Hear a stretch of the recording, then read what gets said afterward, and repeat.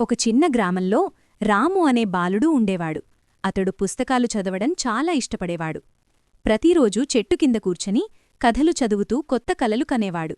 గ్రామంలో వర్షాలు పడక ప్రజలు బాధపడుతున్నారు. రాము ఒక ఆలోచన చేశాడు. నీటిని ఆదా చేయడం గురించి అందరికీ చెప్పాలని నిర్ణయించాడు. పిల్లలతో కలిసి వీధి నాటకం వేశాడు. పెద్దలు సందేశాన్ని అర్థం చేసుకున్నారు. అందరూ చెరువును శుభ్రం చేసి మొక్కలు నాటారు. కొద్ది రోజుల్లో వర్షం కురిసింది. గ్రామం పచ్చగా మారింది. రాము ఆనందించాడు. అతని ప్రయత్నం గ్రామానికి ఆశనిచ్చింది. పిల్లలు కూడా బాధ్యత నేర్చుకున్నారు. రాము కల నిజమైంది. ఈ కథ అందరికీ ప్రేరణగా నిలిచింది. చిన్న ప్రయత్నాలు పెద్ద మార్పులు తెస్తాయని చూపింది. అందుకే రాము ఆదర్శంగా మారాడు. గ్రామస్థులు అతన్ని గౌరవించారు. ఎల్లప్పుడూ గుర్తుపెట్టుకున్నారు. ఆ కథ కాలాంతరం నిలిచింది. ఎందరికీ మంచిగా.